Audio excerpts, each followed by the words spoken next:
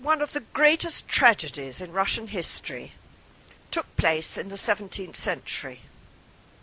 This was a schism within the Russian Orthodox Church, which split Russian society, alienating nearly a third of Russians from their rulers, whose authority was thus undermined. This, in the end, hastened the coming of the revolution in 1917, and it was an unnecessary tragedy.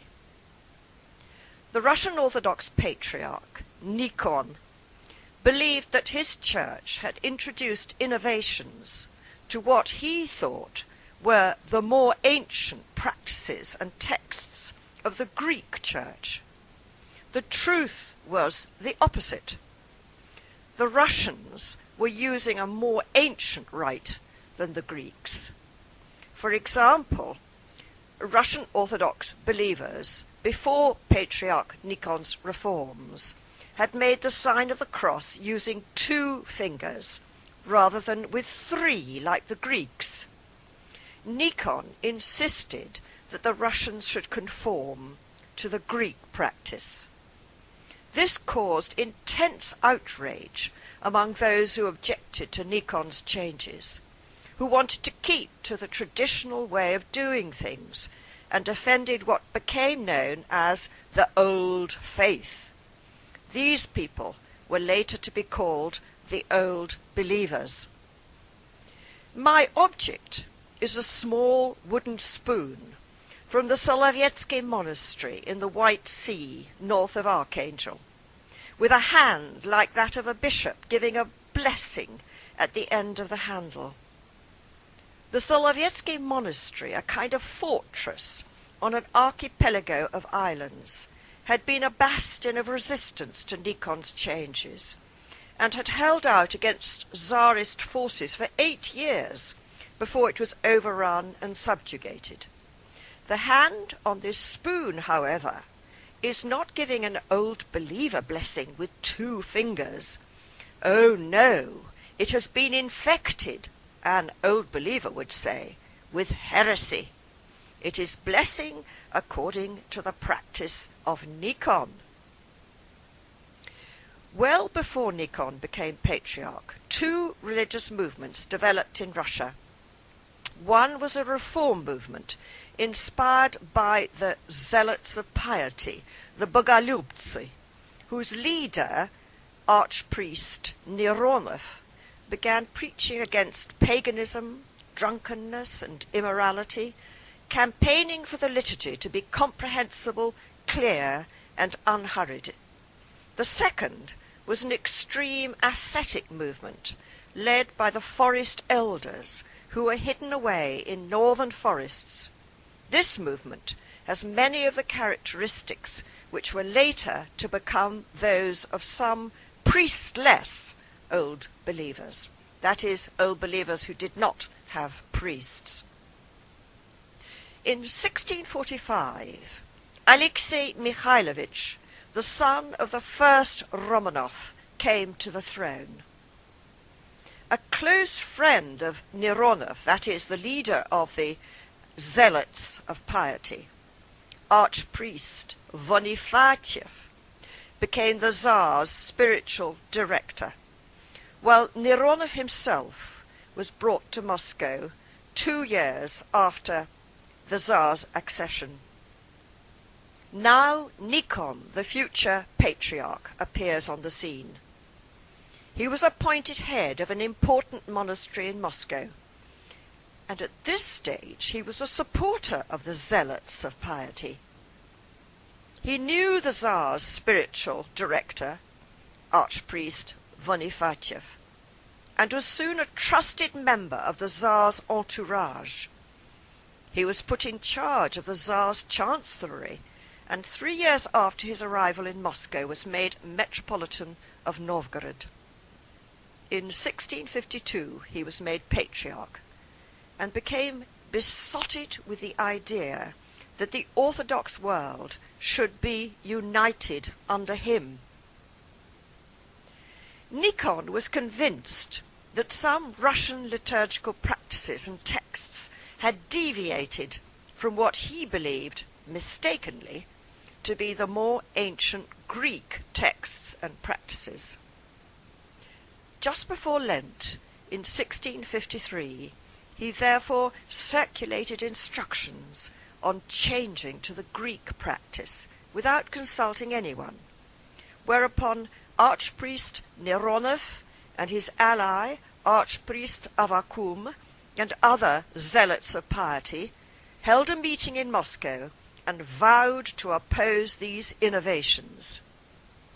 Nikon then moved against the zealots, removing them from positions of power. Archpriest Avakum and Archpriest Neronov were arrested and exiled. 2 years after becoming Patriarch, in 1654, Nikon held a church council at which the new Greek practice was adopted. Immediately, new editions of liturgical books were printed. In 1656, Nikon pronounced an anathema against the two-finger sign of the cross and anathemized Archpriest Neronov. Nikon's relations with the Tsar started to deteriorate in 1656 and worsened over the next 2 years until Nikon in a huff left Moscow for a monastery in 1658, but without giving up his position as Patriarch. Thus the church was left rudderless, with a rather weak metropolitan in charge. Of course, the church opposition, the zealots, began hoping that Russia would return to the old faith, now that Nikon was out of the way. But this was not to be. In 1660, a church council was called, at which the bishops didn't dare remove Nikon as Patriarch, believing this to be uncanonical. The Tsar then decided to call a pan-Orthodox council in 1666, at which the Greeks would unfortunately dominate, and with the authority of such a gathering to choose another Russian Patriarch.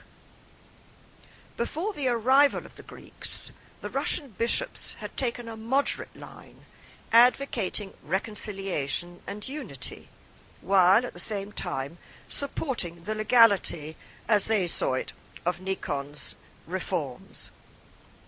But when the Eastern patriarchs arrived with their entourage, any hope of reconciliation was dashed.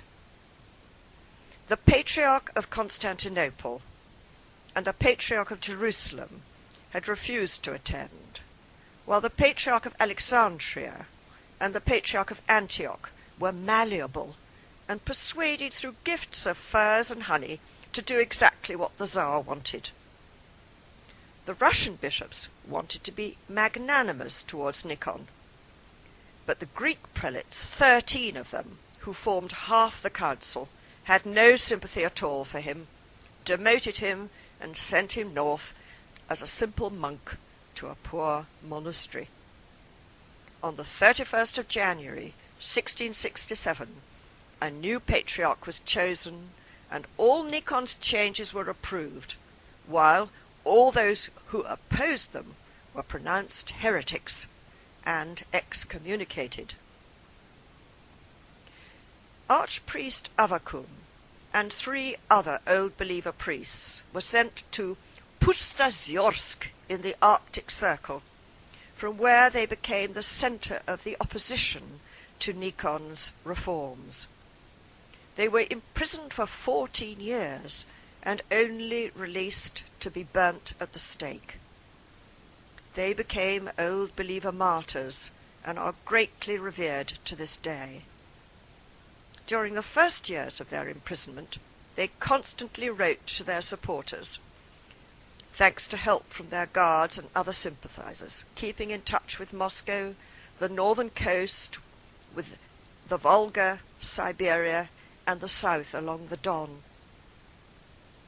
By the Church Council of 1681, the position of the Russian Orthodox Church under a cruel, ruthless patriarch, that is, Patriarch Joachim, had become more severe. the Church stepped up its suppression of the old faith and ordered the death by fire of Archpriest Avakum and the other 3 in Pustaziorsk. Some of the differences between old believers who accepted the priesthood, the papovtsi, and those who did not, the bez papovtsi, are reflected in the teaching of Archpriest Avakum, in contrast to the teaching of the forest elders.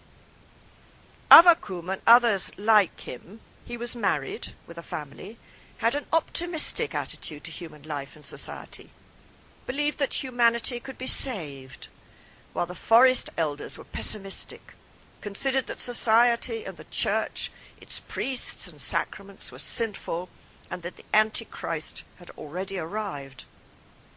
Old believer groups who inherited this negative mindset burnt themselves alive en masse in their churches, whereas more moderate old believers considered suicide by fire to be sinful and condemned it. They believed that the Russian Orthodox Church, or as they called it, the Nikonian Church, had produced many saints in the past, that its priests before the schism had been validly ordained, and that its sacraments were not devoid of grace. Before their own hierarchy could be established, old believers depended on priests coming over to them from the Nikonian Church. At first, they only accepted priests ordained before the schism, but when these gradually died out, reluctantly they accepted later ordinations. It was a very long time before they eventually established their own hierarchy. It wasn't until the 19th century. The old believers were and are some of the most honest, hard-working, brave and upright members of Russian society, who, most unfortunately for Russia, were pushed to the margins of society until the Act of Toleration in 1905. Had the Russian bishops had more say, and not been dominated by the patriarchs from the Near East, at the Church Council of 1666, perhaps a compromise might have been reached. How much was lost by the established Church when the old believers were pronounced heretics? The old believers' uncompromising commitment to their faith, their capacity to challenge authority, the role they gave to the laity, and their often democratic way of organizing their congregations, could have given the Russian Orthodox Church more backbone, the ability to unify Russian society, and the will to encourage social and political reform. How different might Russia's path have been in the 18th and 19th century had there been no schism in the 17th century.